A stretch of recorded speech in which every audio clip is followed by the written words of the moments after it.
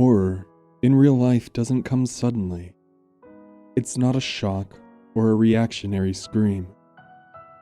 Horror in real life is a slow realization that occurs over the course of years. It needs time to mold, decay, and spread. True horror is painful, often sad and tragic. It's a slow deterioration separating you from all forms of comfort and happiness. It is this kind of horror that I have felt since I learned of my mother's passing. The circumstances of her death did not make things any easier. It wasn't a slow death with time to make amends, adjust, or say goodbye. She hadn't been fighting a disease or infection for years. She wasn't old and nearing the end of her life. Her death came for her quickly and unexpectedly. My mother, who after divorce and my brothers moving away, had been living alone. She kept herself busy by working for the church and caring for her parents. My last couple visits home, I had noticed she seemed more fragile than she should for a woman her age. She had lost weight and seemed starved for visitors. There was also a look in her eyes that bothered me. They were sleepless, panicked, and broken. It seemed as if she wanted to tell me something but couldn't. Instead, she would just smile sadly and change the subject. I was told that my brother found her late one night in October, locked in the downstairs bathroom, naked, lying in her own blood with her wrists sliced open. She was 63 years old. Knowing that suicide is a mortal sin in the Catholic Church, and my mother being a devout Catholic, I couldn't help but wonder if something else was involved in her passing. Not anything scandalous or plotted, but something queer and uncomfortable that had been with me and my thoughts since I was a child. It dealt with our family home, and more particularly, the old wooden doors. It all began with trouble sleeping. For as long as I can remember, I always had trouble falling asleep in my parents' house. My grandmother told me that as a small child, I was prone to sleep terrors. She would watch me during the day while my parents were at work, and in the evenings when they went out to dinner. She told me that she was watching me the night a bad storm hit our neighborhood. A tornado had been spotted that night but never touched down. However, the lightning did claim the house's electricity. My grandmother raced to my bedroom, worried the window facing my crib would break under the violent wind. There was something else she was afraid of as well. My grandmother picked me up from my crib, and she said she felt something in the room. Something new, different, and dark. My grandmother, who came to America from Italy as a child, told my parents that she felt a strange presence that night and begged them to allow her to do a prayer to remove the Myuu, an old world superstition. But my parents, who were religious, believed in angels and demons, not folklore. They didn't want to dabble in curses and superstition. As I got older, the sleep terrors continued as nightmares. It wasn't uncommon for me to wake up hours after going to bed only to be too afraid to fall back asleep. Later, in high school, I dealt with my insomnia by not sleeping for days until I could fall asleep quickly. It wasn't until I went away for college that I was able to rest peacefully. I attribute my difficulty sleeping all of those years to the doors in my parents' house. They were big, plain, wood doors. Simple, with no additional furnishing or decoration. They seemed ominous nevertheless. I would spend hours looking at the patterns in the grain, finding shapes and images in them like one would do with clouds. The more I looked, the more I saw, until the images seemed so clear to me. Strange, famished figures, naked with one leg or half of a torso, rabid dogs, an old bearded man. I saw faces too, wide-eyed, mouths open, sometimes made of knots in the wood, all suffering as if the spirits of these things had somehow become trapped in the wood. The bathroom door on the first floor was the worst. It was positioned next to the door leading to the basement, and the lock in the doorknob was finicky. It would sometimes get stuck or give way, locking or unlocking by itself. The bathroom door also had one of the strangest designs. In the center of the door, there was what looked like a woman in intense pain as if she was in labor. Her face was contorted and blurred with vertical lines of grain. Tearing its way out from what I could only imagine as her stomach, in my childlike imagination, was a wide-eyed creature. I would see the bathroom door in my dreams as well. I had terrible nightmares where I was floating and desperately trying to get away from the bathroom, but I was being pulled backwards by an invisible force unable to escape. It would suck me into the darkness of the room. The door would slam shut and lock before I would have a chance to wake up, panicked and out of breath. The nightmares and the lack of sleep only made my already active imagination worse. The strange images in the door weighed on me. There was a door for every room in the house. I couldn't escape them. They were a constant presence, staring out at me from the wooden veneers. As a child, I began to see other things. Things that found a way out of the trappings of wooden frames. Not things I could look at directly, but rather things that appeared in my peripheral vision. The kinds of things that always begged to be questioned. Was someone there, or was my imagination getting the best of me? Over time, I got better at being watchful and looking without shifting my gaze. One night, when I was 6 years old, I went into my parents' bedroom feeling guilty that I wasn't yet asleep. I needed to be reassured and comforted because I had scared myself badly.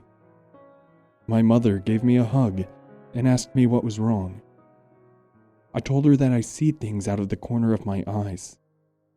She asked me about their appearance, but I couldn't get a good look at them. As soon as I turned my head, they were gone. She asked me when the last time was that I had seen one. I told her that there's one with us now, in the corner of the room. My mother looked over at what to her was an empty corner in the bedroom. She told me that maybe they were angels sent by God to watch and protect me. But they weren't. Something in the pit of my stomach would turn and I would feel sick around them. They were motionless beings, staring blankly at me, only moving when I wasn't looking. Slowly, getting closer to me every time I looked away. I'd first discovered them in my peripheral vision outside my bedroom on the stairs late at night, when I couldn't sleep. I would notice a dark shape peeking over the top stair, eyes glistening where nothing should be. I would try to quickly shift my gaze to refocus on them, but they were always gone. I'd eventually look away and then find them again at my bedroom door, and then even closer at my desk, ever present, just outside of sight. I decided that they must be demons. Not the red horned demons from cartoons, but something else. They seemed old, as if they were somehow misplaced, out of time. At night, when I would see them, I would be too afraid to move, or do anything but stare blankly, not giving them a chance to move in closer. Sometimes I would hear them talk to me in my head.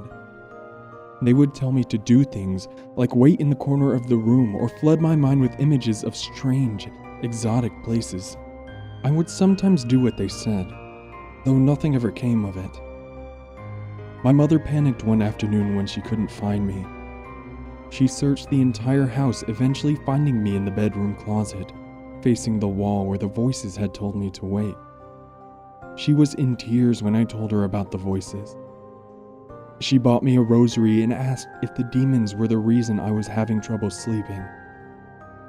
Eventually, my father blessed the house with holy water room by room as part of the celebration of the Epiphany, recommended every year by the church.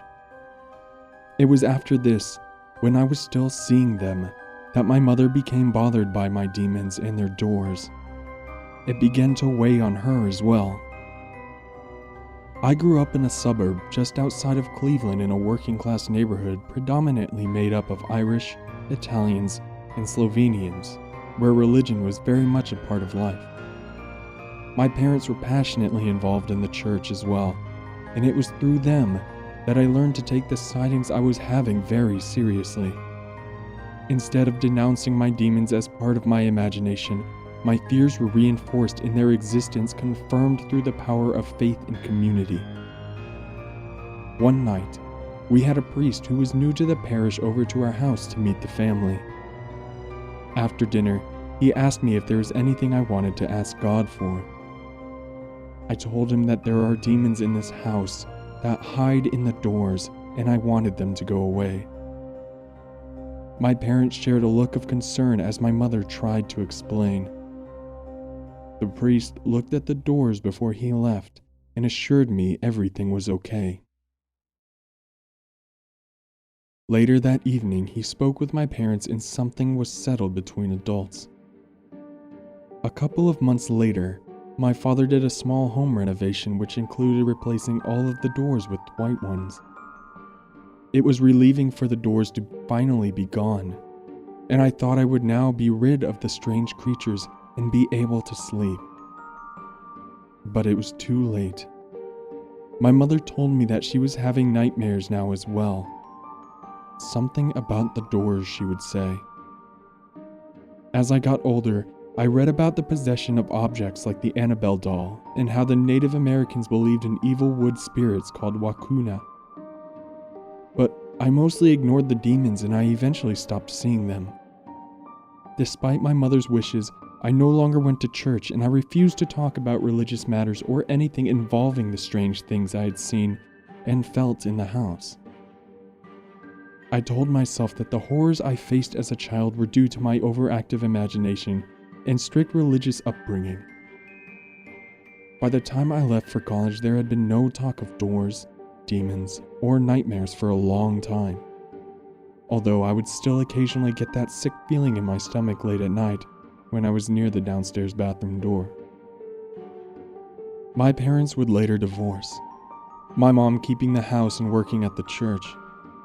I moved away for work to Twin Falls. It wasn't until my dad called to tell me about the circumstances of my mother's passing that I began to wonder if something more had happened to my mom. I made the trip home to find that my childhood neighborhood had been hit hard by the recession. It was now only a faded memory of the town I grew up in. The corner ice cream parlor was now a get cash fast lender, and the streets were relatively empty and bleak. Houses were boarded up and my old high school had closed. Parked at a red light, I watched the traffic lights signal to empty streets. My parents' house even looked different, old, and not as well kept as it was when my father had lived there. The grass had been overrun with weeds and the siding was dirty. We stood in front of the house that afternoon after the funeral, my brothers, father, and I. My brothers explained to me how my mom had been stressed. Her mood swings had been violent and her sleeping pattern was erratic. She would go for long periods of time without sleeping and then fall into a deep sleep for days. My brother told me how late one evening after work he had gone over our mother's house to check on her. It had been 2 or 3 in the morning by the time he had arrived, and he let himself in, finding our mother in the kitchen making breakfast. He told me she had become confused about the time and had thought that it was morning. He explained that she was trying different medications to help with the insomnia, and the doctors had thought the mood swings and suicide could have been a side effect. I told them about how I used to have trouble sleeping in her house and about the demons in the doors. They laughed. They were too young to remember. I told them that I thought I was going to sleep better after Dad had replaced the doors, but it wasn't until college that I slept well. My dad stopped me and told me that he never replaced the doors. He just had painted them white.